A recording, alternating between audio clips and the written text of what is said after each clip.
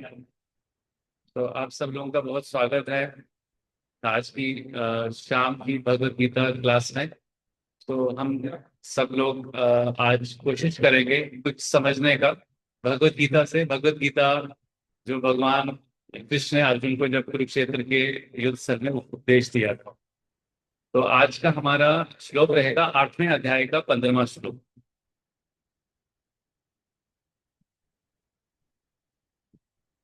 आप में से कितने लोगों ने भगवत गीता पढ़ी है? एक श्लोक भी अगर पढ़ा है। और किन लोगों ने पूरी पढ़ी है?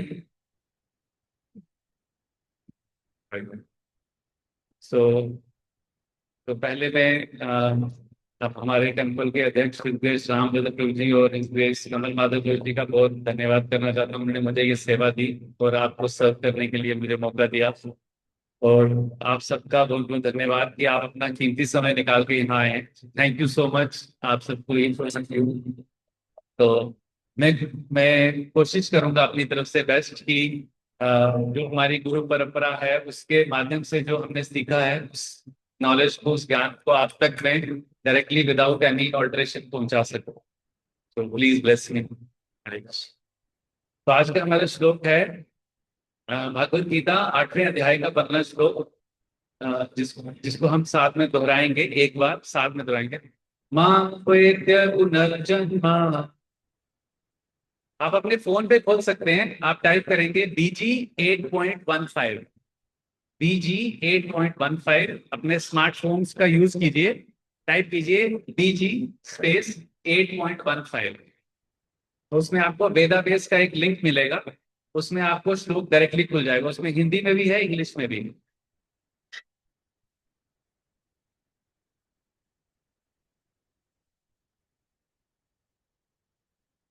मां पेत पुनर्जन्म दुखालय दुखालयम शाश्वतम न कुर्वन्ति महात्मानं संसिद्धिं परमां गताम्। एक 3 बार दोहराएंगे, दूसरी बार मामुपेत पुनर्जन्म दुःखालयं शाश्वतम् न न कुर्वन्ति महात्मानः संसिद्धिं परमां गताम्। मामुपेत पुनर्जन्म दुःखालयं शाश्वतम् न कुर्वन्ति महात्मानः संसिद्धिं परमां गताम्।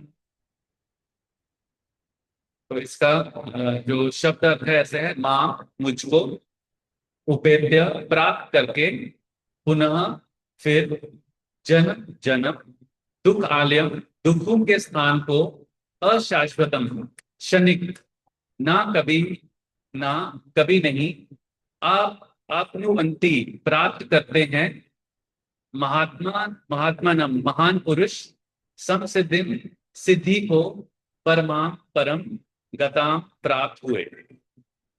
तो तात्पर्य और भावार्थ इस डिवाइन ग्रेस एसी भक्ति वेदांत स्वामी श्रील प्रभुपाद जी के द्वारा श्रील प्रभुपाद की जय।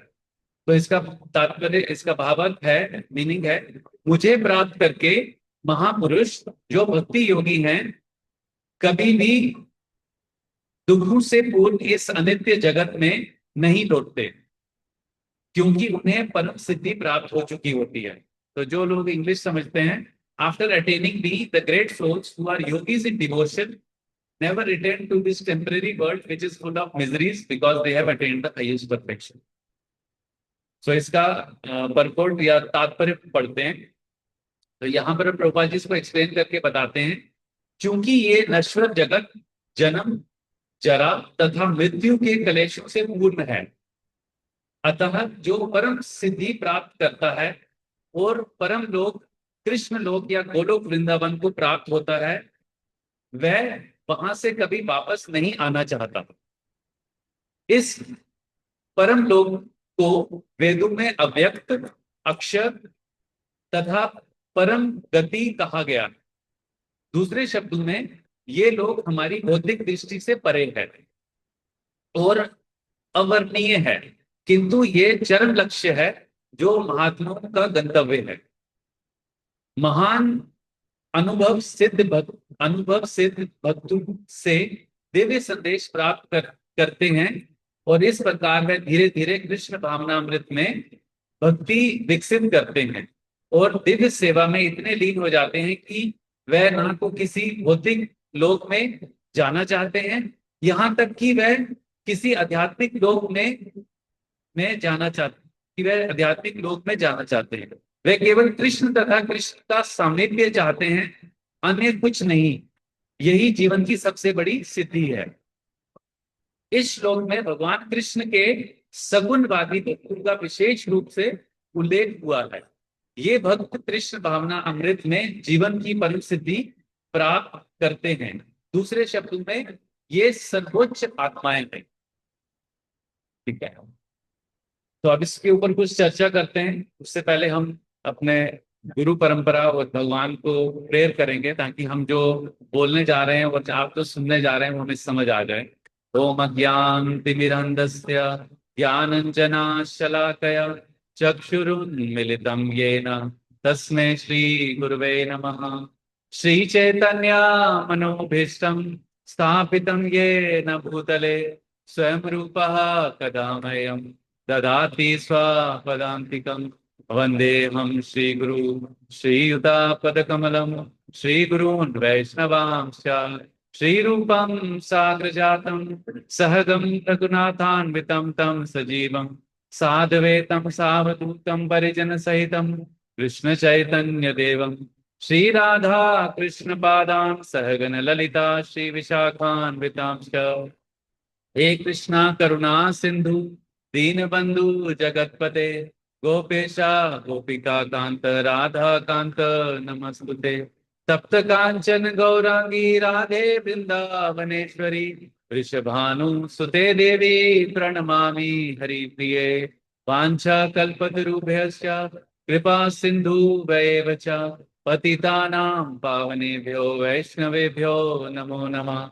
नमः ओं विष्णुपादाय कृष्णपृष्ठाय भूतले श्रीमते भक्तिवेदांत स्वामीति नामिने। नमस्ते सरस्वते देवे गौरवाणी प्रचारिणे निर्विशेषा शून्यवादी पाश्चात्य देशतारिणे। जय श्री कृष्ण चैतन्य प्रभु नित्यानंद श्री अद्वैत गदाधर शिवासादि गौर भक्त वृंद। हरे कृष्णा कृष्णा कृष्णा हरे हरे, हरे राम राम राम हरे हरे। हरे कृष्णा।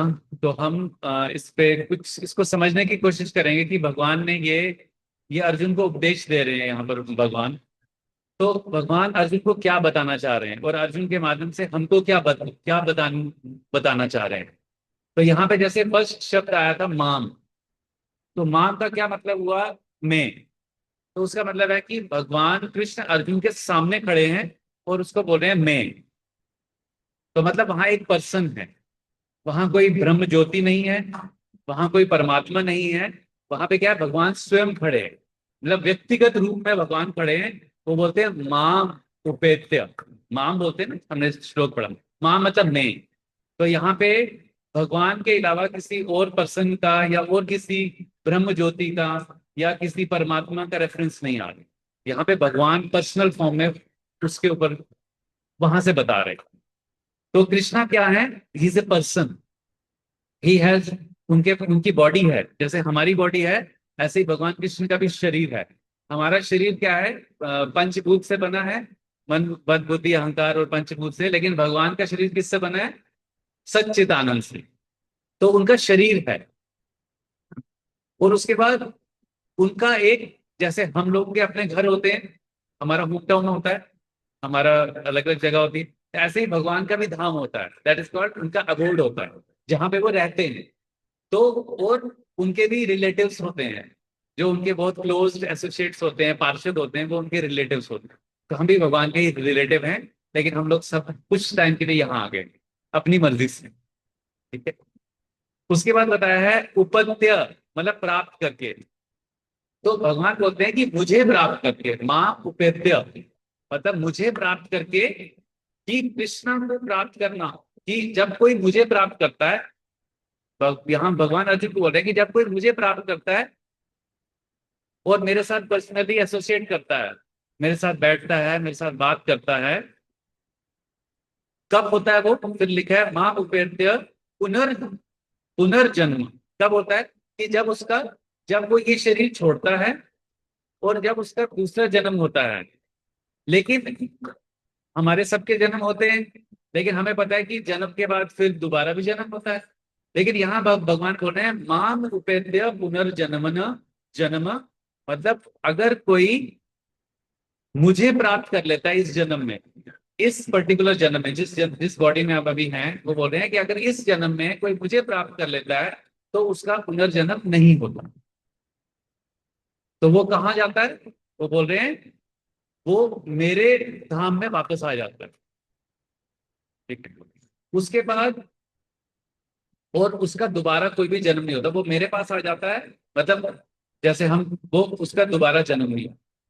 अब उसके बाद में, अब नीचे जो सेकंड उसमें लाइन है हमारा वर्ष का, उसमें लिखा है दुखालयम अशाश्वतम।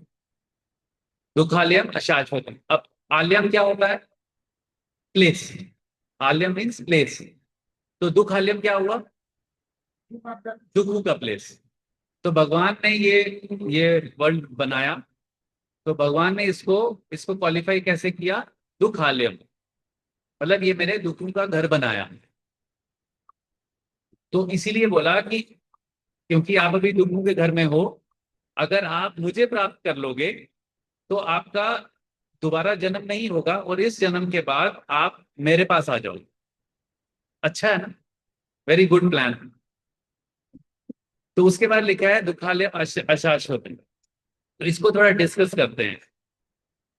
तो हम किसी भी चीज में जब तक हमें बेनिफिट नहीं मिलता तो हम उसको करना नहीं नहीं चाहते। अब बोलोगे ठीक है जी, भगवान बोलते हैं कि मुझे प्राप्त करो, बट प्राप्त करने से मेरा क्या होगा?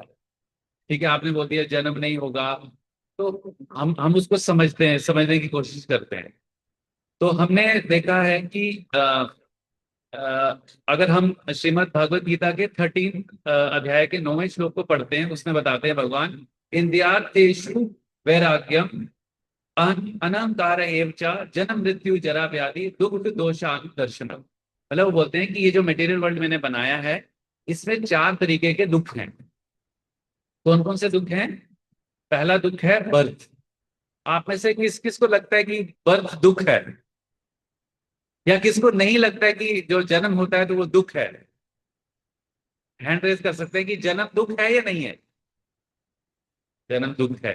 तो यहाँ भगवान बोल रहे हैं कि जब एक बच्चा जो है, जो जीव है, वो जब अपनी मदर के वूम में होता है, गर्भ में होता है, तो वो कैसी प्लेस है? कन्फाइंड प्लेस है, से क्लोज प्लेस। वहां पर ना हवा है, ना लाइट है, ना कुछ, ना वो देख सकता है, ना कुछ देख सकता है, और हम सब वही थे। एवरी वन ऑफ अस, हम सब वही थे। और उसके बाद इस होलिनेस भक्ति आश्रय वैष्णव स्वामी महाराज अपने लेक्चर में बताते हैं कि जब बच्चा मदर की कोख से बाहर आता है तो उसको कितना पेन होता है, वो बता रहे हैं कि जैसे हम अभी अपने प्रेजेंट स्टेट में, अगर हमारे शरीर से कोई मांस को खींच के निकालेगा पूरी बॉडी से, तो जितना पेन हमें अभी होगा, उतना पेन हमें हुआ है जब हम अपनी माँ की गर्भ से बाहर आए। कैन यू, आप, हम इमेजिन कर सकते हैं कितना पेन होता है? तो बोलते हैं उतना पेन सह करके हमने बर्थ लिया है। बट क्योंकि हम भूल चुके हैं, इसलिए हमें लगता है birth is happy birthday, birth is very auspicious. So birth is क्या है? फर्स्ट प्रॉब्लम ऑफ लाइफ है बर्थ। उसके बाद आता है, ठीक है जी, बर्थ तो हो गया, अब बर्थ के बाद क्या क्या करेंगे? अब बड़े हो रहे हैं तो बहुत सारे वैक्सीन लगते हैं। सबको लगते हैं, बच्चों को लगे हैं वैक्सीन, बहुत सारे वैक्सीन लगे हैं। उसके बाद कोई बीमारी हो जाती है, उसके बाद हम जब छोटे होते हैं तो हमें कोई मेडिसिन नहीं खानी है, मान लो, तो हमें कोई मेडिसिन नहीं खानी है, और मम्मी क्या करती है, हमें ऐसे पकड़ पकड़ के मेडिसिन डालते हैं छोटे बच्चे को, है ना, क्योंकि उसके लिए जरूरी है। अब उसको डिजीज है, बीमारी है, तो वहां पे भी हमारे को एंजॉयमेंट नहीं मिल रही। फिर उसके बाद थोड़े बड़े हो गए, अब स्कूल चले गए, फिर 9th 10th में पहुंच गए, बोर्ड्स आ गए, फिर उसके बाद बोलते हैं नहीं कितना टेंशन है, पढ़ेंगे तो भी लगता है कि नहीं अभी मार्क्स अच्छे नहीं आ रहे हैं, ट्यूशन जाना है, सुबह जल्दी उठना है, पढ़ाई करनी है, गर्मी है स्कूल जाना है, सर्दी में स्कूल जाना है। तो ये वर्क के साथ रिलेटेड है ये सब चीजें। उसके बाद जैसे जैसे हम बड़े होते हैं, तो फिर तो कोई बोलता है कि चलो ठीक है, अब तो स्कूल भी हो गया, कॉलेज भी हो गया, सब कुछ हो गया, चलो अब शादी वादी हो जाएगी, उसके बाद लाइफ सही है। अब क्या भरोसा है कि किसी को पति पत्नी सही आपस में तालमेल चल रहा है या नहीं। आजकल जो हम देखते हैं वेस्टर्न कंट्रीज में, खासकर इंडिया में भी अब हो गया है कि बहुत ही प्लानिंग से मेटिकुलसली सब चीज देख दुख के शादी होती है, उसके बाद भी बहुत ज्यादा प्रॉब्लम्स होती हैं। जैसे पहले तो डाइवोर्स रेट यूएस में ही था, वेस्टर्न कंट्री में था, अब इंडिया में भी कम नहीं है, ठीक है ना। तो वहां भी प्रॉब्लम्स, वहां भी कुछ मतलब आनंद नहीं आ रहा अभी भी। फिर उसके बाद जैसे ही हम थोड़े थोड़े बूढ़े होने लगते हैं, तो हमारी बॉडी में डिजीजेज आ जाते हैं। जैसे किसी को डायबिटीज आ जाती है, किसी को हार्ट प्रॉब्लम हो जाती है, किसी को टांग में दर्द हो जाती है, कुछ ना कुछ प्रॉब्लम आती है ना। आपको लगता है आती है कि नहीं आती? तो दुख बोले जन्म मृत्यु, मृत्यु में हम लास्ट में जाएंगे, जरा और व्याधि। तो जरा मतलब ओल्ड एज, बुढ़ापा, व्याधि मतलब बीमारी।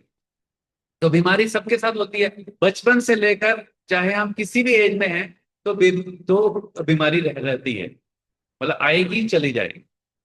उसके बाद आ गया, जैसे ही हम अब बड़े होते जा रहे हैं, तो थोड़े ओल्ड एज में आ जाएंगे। अब ओल्ड एज में क्या है कि हम जो चीजें पहले बहुत नॉर्मली कर सकते थे, इजीली कर सकते थे, वो अभी नहीं कर सकते। हमें सेम चीज, एक एक कुछ बाल्टी उठाने में भी हमको ताकत नहीं मिल सकती, उसमें भी हमें पेन होता है, चलने में पेन होता है, घुटनों में दर्द होता है, आंखों से दूर का ज्यादा दिखता नहीं, स्पेक्स पहनना पड़ता है ना। तो बहुत सारा, तो ये सब क्या है, जरा मतलब बुढ़ापे का, बुढ़ापे की प्रॉब्लम्स है। उसके बाद डेथ।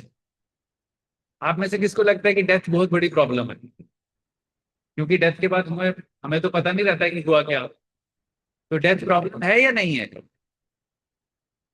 लेकिन हम में से कोई भी मरना चाहता नहीं है। एग्जैक्टली राइट, मरना नहीं चाहते। क्यों चाहते? हाँ, तो क्योंकि हमें लगता है कि उसमें पेन होगा। तो हमारे शास्त्र बताते हैं कि डेथ में कितना पेन पेन होता है। अभी अगर हम बैठे हुए हैं, अगर हमें हमारी बॉडी पे 40,000 बिच्छू एक साथ डंक मारते हैं, 40,000 बिच्छू जब एक साथ डंक मारते हैं, तो जितना पेन होता है उतना हमारे बॉडी को होता है जब उसके अंदर से सोल को खींचा जाता है। मतलब जब डेथ होती है, जब बॉडी चेंज होती है, तो वो उतना पेन होता है। तो हमने क्या देखा, बर्थ में पेन होता है, उसके बाद जो हम लाइफ जीते हैं उसमें हमें व्याधि होता है, फिर बूढ़े हो जाते हैं उसमें पेन होता है, उसके बाद फिर हमें डेथ में भी पेन होता है। श्री श्री राधा दामोदर भगवान की जय, श्री गौरताई की जय, श्री श्री जगन्नाथ बलदेव सुभद्रा महारानी की जय, श्री गुरुपाल। तो उसके बाद ठीक है, ये सब तो आपने बोल दिया कि चलो ये तो फिक्स है। अभी दूसरी चीजें क्या होती है कि हमें और तीन, ये तो हो गई जन्म मृत्यु जरा व्याधि, उसके बाद हमें और तीन तरीके से कष्ट मिलते हैं। वो कैसे मिलते हैं? भागवत में बताया गया, 7वें स्कंद के 13वें अध्याय के 31वें श्लोक में नारद मुनि बताते हैं। नारद मुनि जो हैं, वो प्रहलाद महाराज और एक साधु के बीच में वार्तालाप बताते हैं। वहां वो बोलते हैं कि आध्यात्मिका अधिभिहि, मतलब तीन तरीके के कष्ट हमको मिलते हैं। कौन से? आध्यात्मिक, आदि देविक, आदि भौतिक। तो आध्यात्मिक जो हैं, जो हमें बॉडी और माइंड से मिलते हैं। जैसे हमारी बॉडी में कुछ लग गया, कुछ चोट लग गई, या कुछ मेंटल स्ट्रेस है, तो ये हमारे को क्या है, एक कष्ट है, क्लेश, इसको क्लेश कहते हैं, बॉडी से और माइंड से।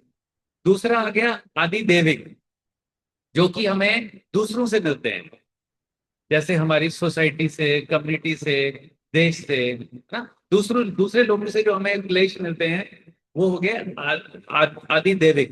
उसके बाद हो गया आदि भौतिक।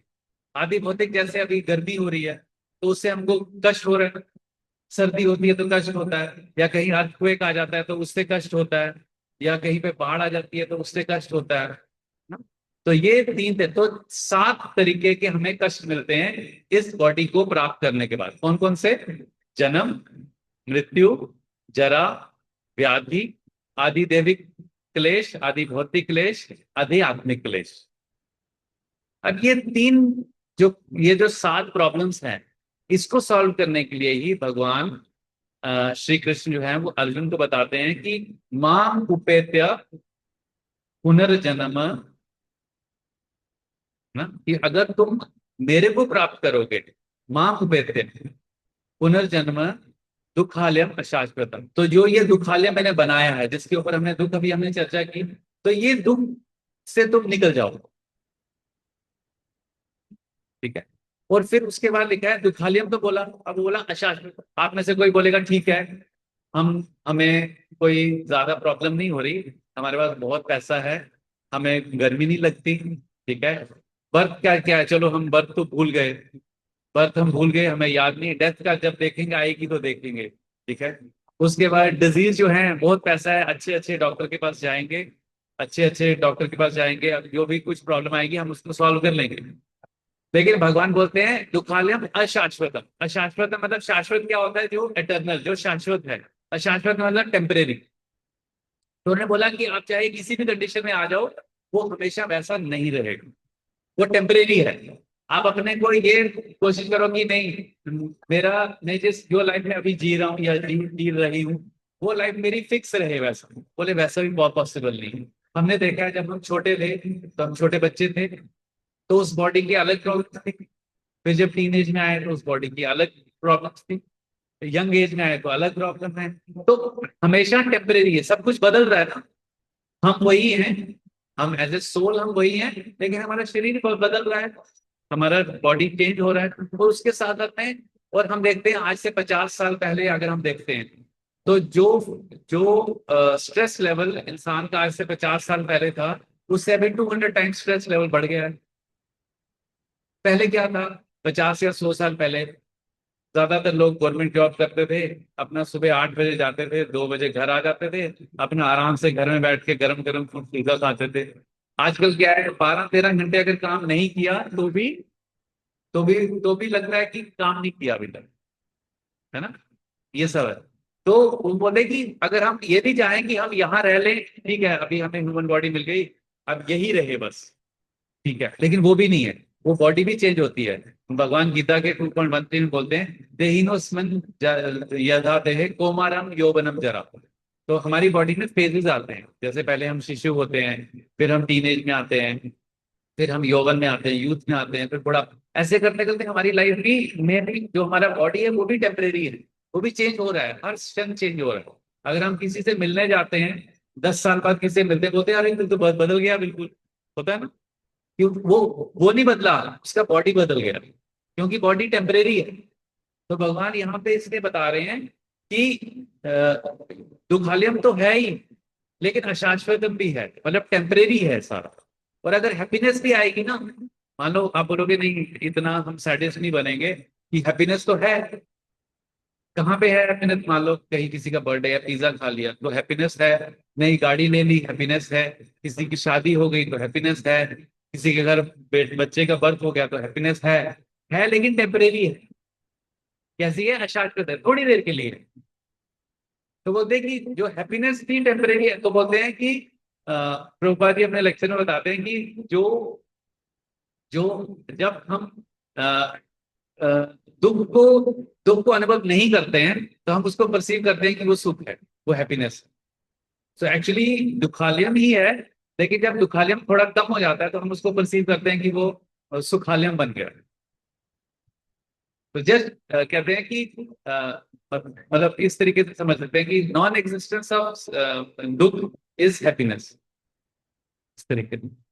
तो अभी बोल रहे हैं कि नाम, तो इस तरीके से हम वो बोलते हैं कि माँ उपेत्य, जब कोई मेरी शरण में आता है, जब कोई मुझे प्राप्त करता है, तो वो इस कष्ट कष्ट वाली जो जगह है दुखालय, इससे निकल के, जो कि टेम्परेरी भी है और दुख दुख से भी भरा है, वहां से निकल के मेरे पास वापस आ जाता है, तो उसका दोबारा जन्म नहीं होता। अब ऐसा कौन ऐसा लोग, कौन ये चीज को समझ पाते हैं? वो थर्ड लाइन और फोर्थ लाइन में होता है। वो क्या है?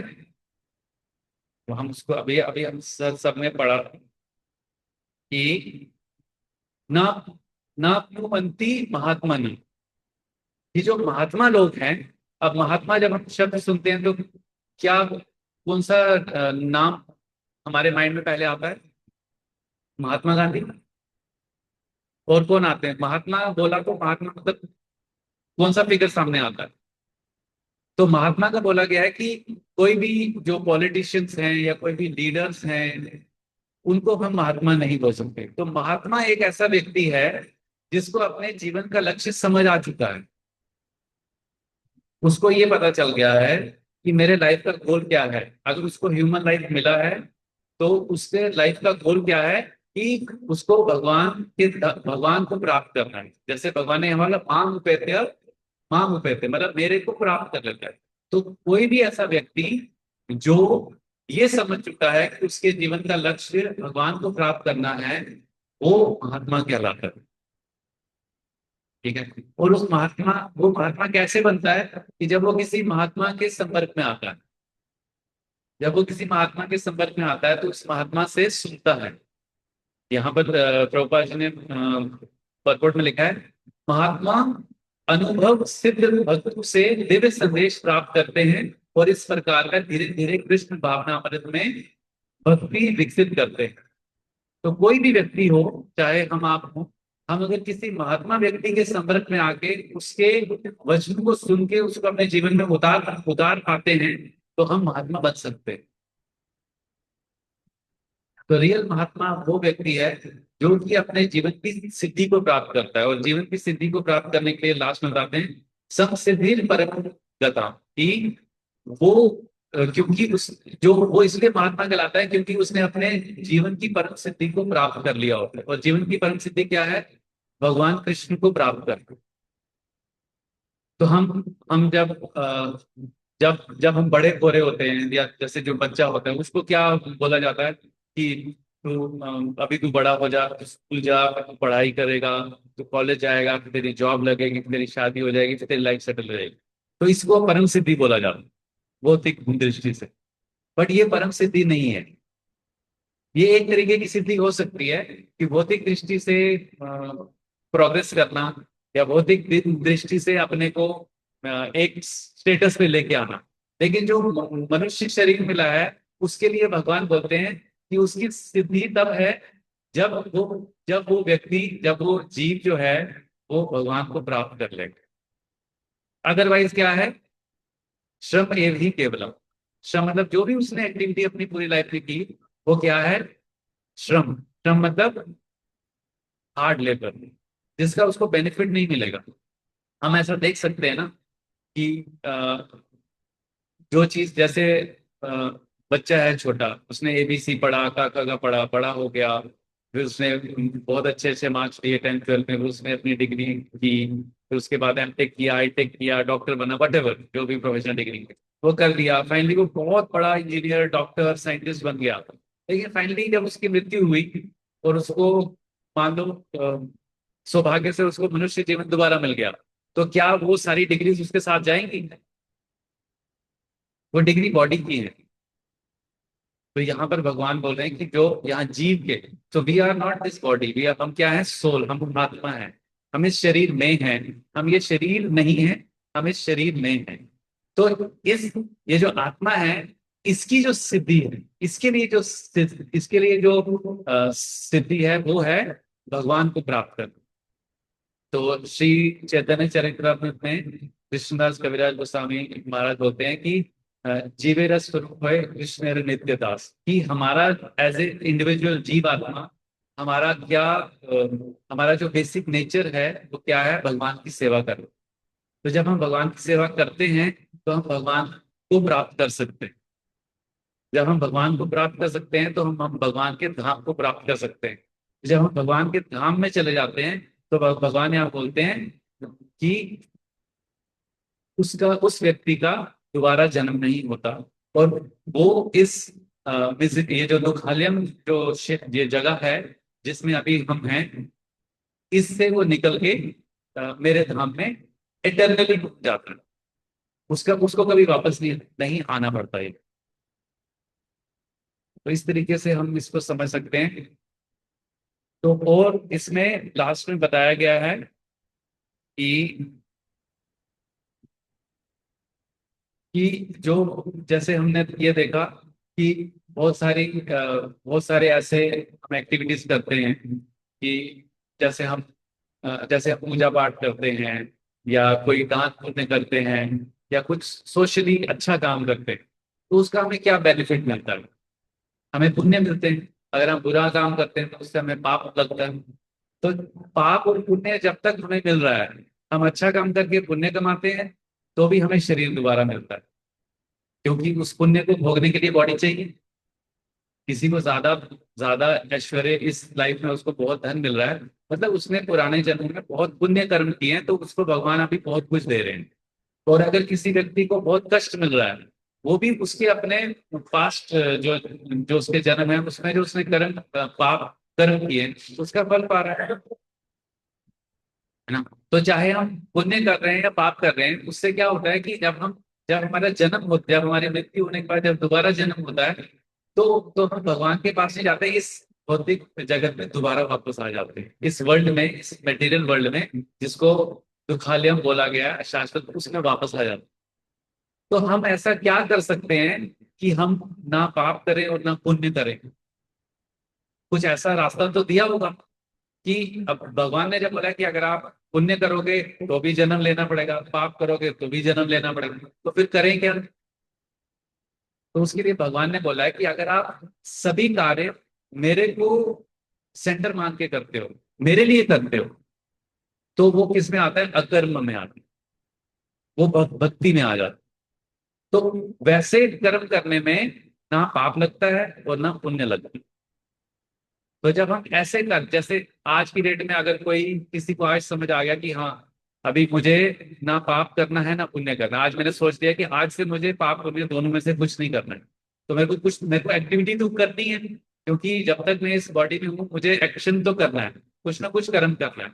लेकिन अगर मैं वो सारे कर्म अपने भगवान को सेंटर में रख के उनकी प्रसन्नता के लिए करना शुरू करता हूँ, तो वो मेरा अकर्म में आ जाता है।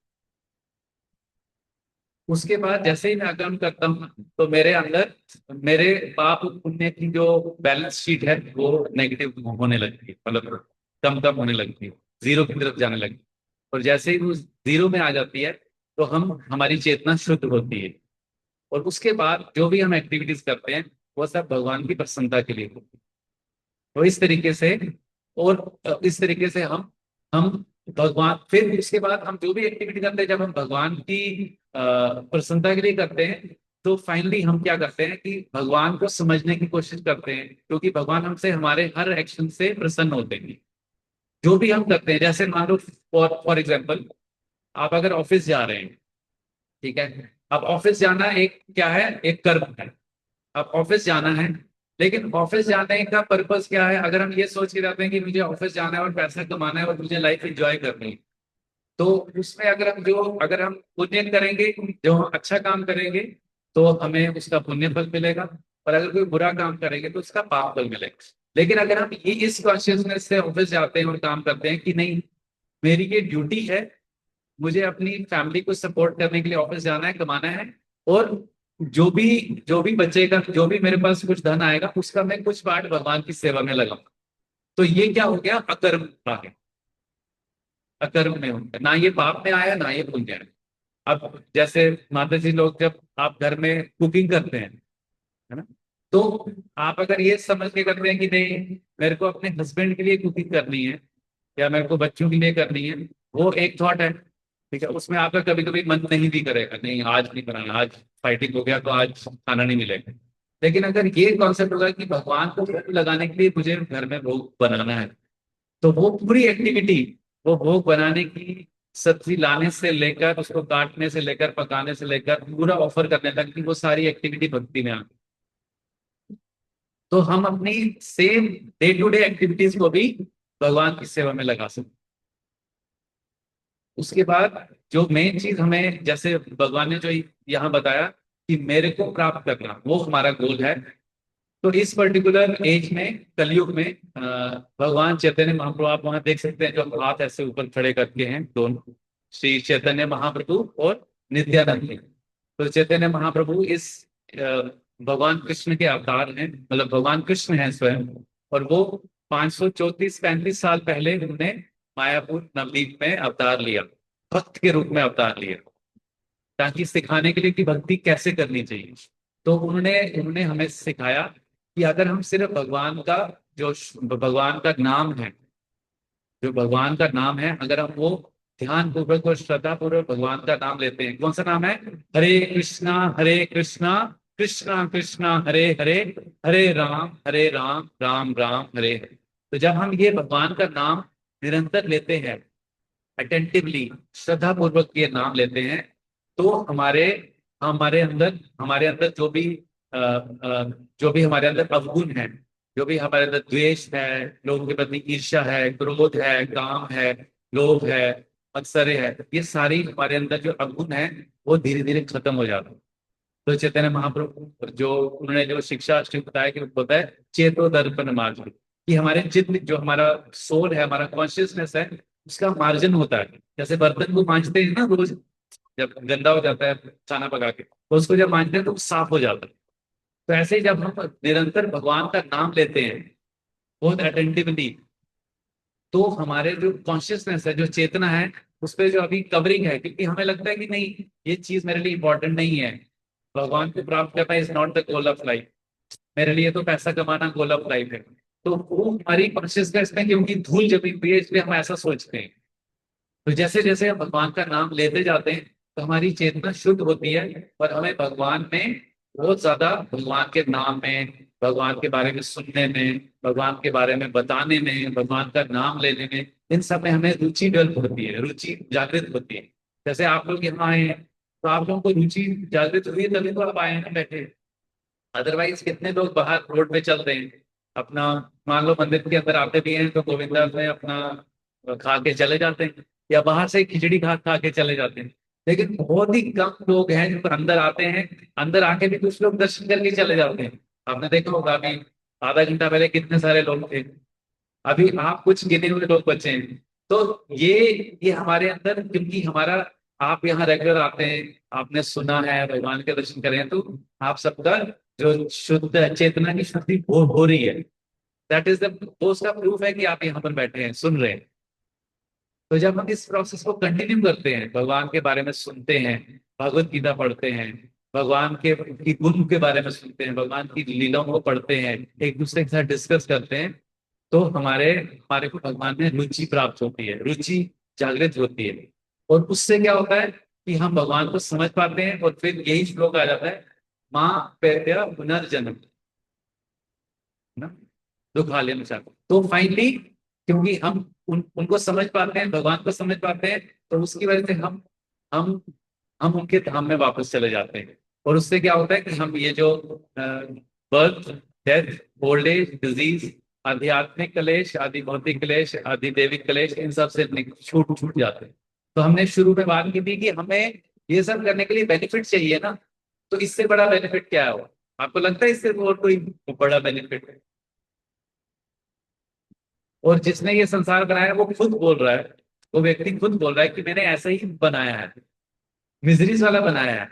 जैसे हम लाइब्रेरी जाते हैं, उसको क्या बोलते हैं? पुस्तकालय, पुस्तकालयम, विद्यालय, यहाँ बोलते हैं दुखालय। बोले मैंने ही बनाया है, मैंने ही बनाया है, और मैंने दुख के लिए बनाया है। वो क्यों दुख? क्योंकि अगर हम यहाँ दुख नहीं, हमें फील नहीं होगा दुख, तो हमें भगवान की याद नहीं आएगी। आप में से खुद समझ सकते हैं, आपको आंसर देने की जरूरत नहीं। अगर सब कुछ सही चल रहा है, क्या किसी को भगवान की याद आएगी? नहीं आएगी। तो इसीलिए जान के बहुत ही स्ट्रेटेजिकली, भगवान से बड़ा स्ट्रेटेजिस्ट कोई भी नहीं है, तो बहुत स्ट्रेटेजिकली उन्होंने ये डिजाइन किया सारा, कि देखो इनको अगर तो यहाँ सुख दे दिया तो ये वापस नहीं आएंगे, और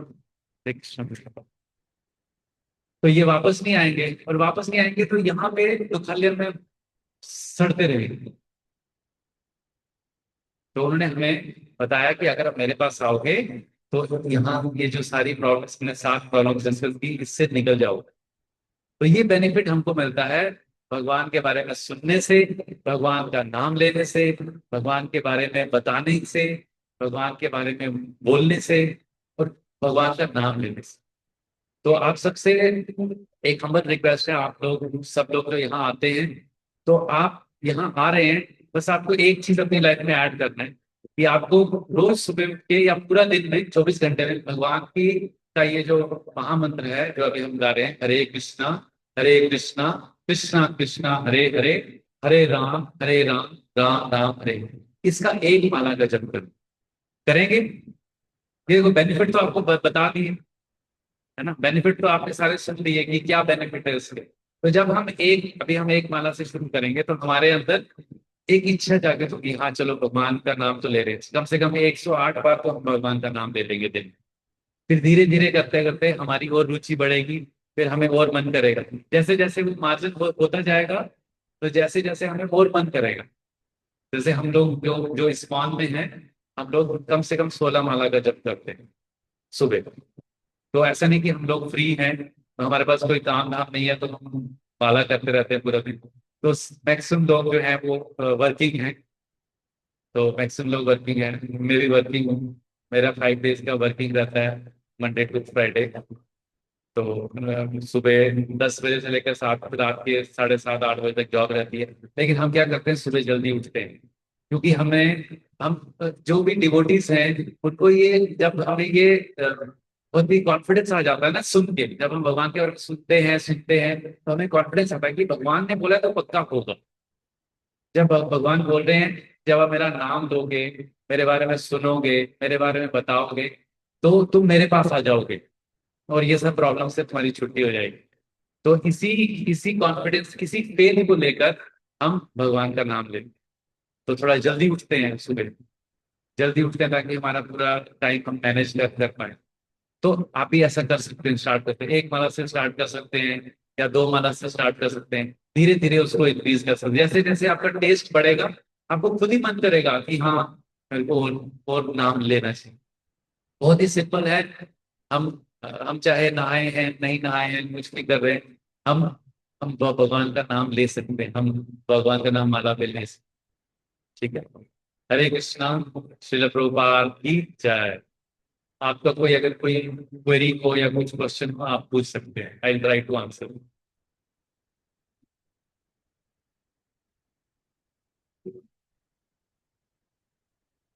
तो आप में से कौन लोग आज से कमिट करते हैं कि हम एक माला करेंगे, हैंड रेज कर सकते हैं। ठीक है। कोशिश करेंगे मतलब हाँ हैंड रेज करेंगे। तो कोशिश करेंगे ना, अभी राधा दामोदर जी के जिक्र के लिए के सामने आपने हैंड रेज किया ना, तो अब वो अब आप ये सोचो कि उन पे डाल दो आप, कि हमने आपके सामने हैंड रेज किया, अब आप करवा देना। तो अभी आप यहाँ से मैजिक स्टोर है, वहां से आप एक चैंटिंग बैग ले सकते हैं, एक माला ले सकते हैं, और यहाँ पर भगवान को ऑफर करके माला लेके जाइए, और बहुत इजीली आप उसको चैंटिंग कर सकते हैं। कैसे चैंटिंग करना है? हरे कृष्णा कृष्णा कृष्णा हरे हरे, हरे राम राम राम हरे। ऐसे ही बार बार 108 बार एक माला में। हरे कृष्णा। श्रील प्रभुपाद की जय।